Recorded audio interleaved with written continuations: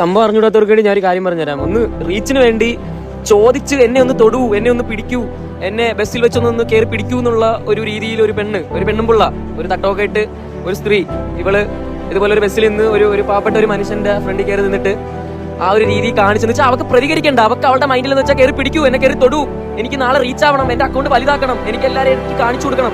സ്വയം ഇങ്ങനെ നാറിയ ഇതുപോലത്തെ തന്തയില്ലാത്തരം കാണിക്കുമ്പോൾ ഒരു കാര്യം ചിന്തിക്കും, അത് ആ ആളെ എങ്ങനെയൊക്കെ അത് അഫക്ട് ചെയ്യും, അത് എങ്ങനെയൊക്കെ ബാധിക്കും, അവരെ കുടുംബത്തിൽ എങ്ങനെയൊക്കെ ബാധിക്കും, അയാൾക്ക് നാളെ മക്കള്, ഭാര്യ, ഇവരെല്ലാം ഉള്ളതാണ്. അപ്പൊ ഇങ്ങനെയൊക്കെ കാണിക്കുമ്പോഴേ അവർക്ക് പ്രതികരിക്കേണ്ട, സമൂഹത്തിന് വിട്ടു തന്നേക്കുന്നെന്ന്. പെണ്ണുമ്പിള്ള ഇതിനെക്കാട്ടി വല്ല ഒള്ളി ഫാൻസ് പോയി തുടങ്ങും. പാവപ്പെട്ട ഒരുത്തൻ ഇതുപോലെ ഇങ്ങനെ ഒരു പേര് വാങ്ങിച്ചു കൊടുത്ത് പുള്ളിക്കാരെ ഇപ്പൊ സൂയിസൈഡ് ചെയ്ത് ഒരു ബസ്സിൽ. ഇപ്പൊ എന്ത് കാണിക്കാലും, ഇപ്പൊ ഒരു പെണ്ണിനെ കയറി ഇപ്പൊ എന്തുകൊണ്ടോ കാണിച്ചാലും അത് നാളെ എങ്ങനെ പോയാലും അത് നമുക്കൊരു പേര് വരും. അതുകൊണ്ട് പറയുവാണ്, ഇതൊന്നും നല്ല രീതിയിലൊന്നും ജീവിക്കത്തില്ല. എത്ര പേരെ പ്രാഗ് കിട്ടുമെന്ന് അറിയാവോ? ഞാൻ നാളെ എന്തായാലും ഒരു വീഡിയോ ഞാൻ മാക്സിമം ചെയ്യാൻ നോക്കാം. കാരണം ഭയങ്കരമായിട്ട് വെറുപ്പിക്കുന്ന ഒരു സംഭവമാണ് ഇതൊക്കെ. ഇത് പറയുന്നില്ല കൂടുതൽ. പുള്ളിക്കാരി എന്തും ചെയ്യാൻ റെഡിയായിട്ട് ഇപ്പൊ പുള്ളിക്കാരി അക്കൗണ്ട് എല്ലാം ഇപ്പോൾ പ്രൈവറ്റ് ആക്കി വെച്ചിട്ടുണ്ട്. പക്ഷേ ഈ പുള്ളിക്കാരൻ മരിച്ചതിന് ശേഷമാണ് ഇവരുടെ അക്കൗണ്ടിന് റീച്ച് കൂടിയത്. നാണമില്ലല്ലേ ഇതിനൊക്കെ? ചുമ്മാ ഇതിലെ ട്രെൻഡ് കണക്കൊക്കെ കൊണ്ട് നടന്നോളൂ. ഇതൊക്കെ കാരണം ഇപ്പൊ ബസ്സിൽ പോകാൻ പോലും പറ്റത്തില്ല, പേടിയായിരിക്കും ഓരോ ആൾക്കാർക്ക്.